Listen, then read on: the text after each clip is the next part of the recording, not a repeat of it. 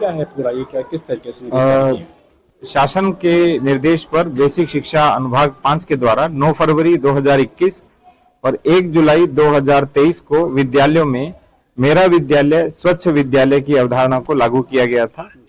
इसका मुख्य उद्देश्य है कि विद्यालय परिवेश की समग्र स्वच्छता रहे, उसके प्रति बच्चों में स्वामित्व विकसित हो, नैतिक उत्तरदायित्व की भावना विकसित हो और बच्चों में व्यवहार परिवर्तन हो, स्वास्थ्य के प्रति और स्वच्छता के प्रति वो गंभीर हो। इसके साथ साथ माता पिता, शिक्षकों और बच्चों में सम्मान की भावना का विकास और समानता की भावना का विकास करना भी इसका दायित्व है। इसमें हमने 2 बार प्रेस कॉन्फ्रेंस भी की है। अभी बमनेटा गांव के अंदर बताया कि बच्चों से सफाई क्यों करवाई जा रही है, तो मैं स्पष्ट कर दूं कि विद्यालय परिसर के अंदर चाहे घास की कटाई है, कूड़े की सफाई है, या पेड़ों की छटाई है, या गड्ढों की सफाई है, या पौधों को पानी देना, ये सारे के सारे कार्यों के साथ साथ कक्षों इत्यादि की सफाई बच्चे और शिक्षक मिलजुल कर करते हैं।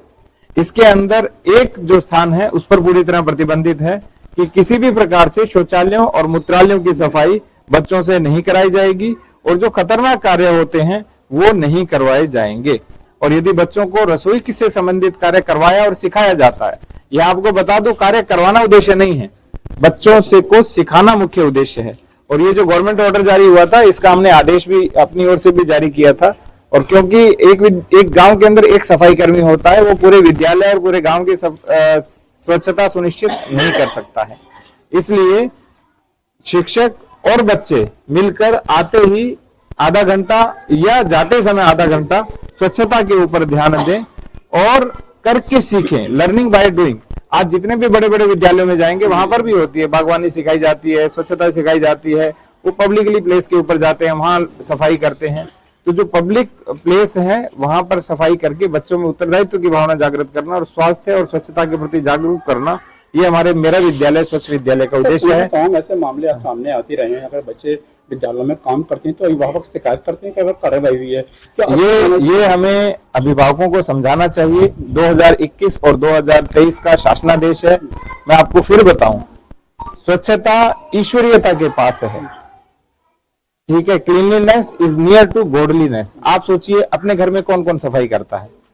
सभी करते हैं, बड़ा भी करता है, छोटा भी करता है, माता भी करते हैं और बच्चे भी उसमें से वो करते हैं। तो यहाँ विद्यालय की सफाई कराना उद्देश्य नहीं है। कक्ष की सफाई क्यों नहीं करेंगे? अपने बस्ते की सफाई क्यों नहीं करेंगे? जहां अपनी पुस्तकें रखते हैं वहां सफाई बच्चे क्यों नहीं करेंगे? हम भी करते करते बड़े हुए, आप भी करते करते बड़े हुए, आपके बच्चे भी कर रहे हैं।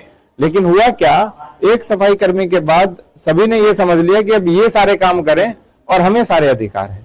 ऐसा नहीं। सर, अब ये माना जाएगा शिक्षा के साथ बच्चे जो है साफ सफाई दैनिक कामकाज, हाँ दैनिक कामकाज सीखें। ये हर शिक्षा में होता है। शिक्षा का मूल काम केवल 15/20 के कक्ष में बैठकर पढ़ना नहीं होता।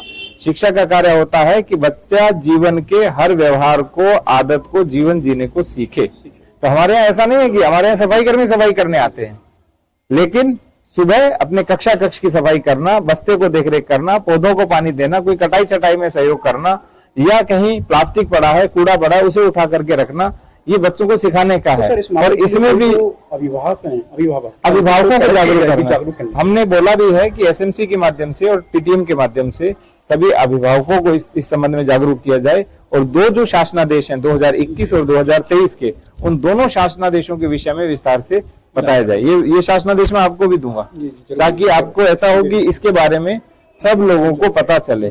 मीडिया में भी जाना चाहिए, सब जगह जाना चाहिए। लोगों ने कि बच्चे पढ़ने जाते हैं, काम नहीं करेंगे, काम करना गलत है। क्योंकि पूर्व में भी इसको लेकर के बहुत सारे लोग अध्यापकों का भी शोषण करते हैं कि आपने काम करवाया, हम आपकी शिकायत करेंगे, हम आप पर कार्रवाई करवाएंगे। ऐसा नहीं होना चाहिए। यदि आपको जागरूकता नहीं है, शिक्षक सम्माननीय होता है, आदरणीय होता है, आप उस शिक्षक के पास या शिक्षिका दीदी है हमारे साथ, इनके पास आइए, इनसे पूछिए।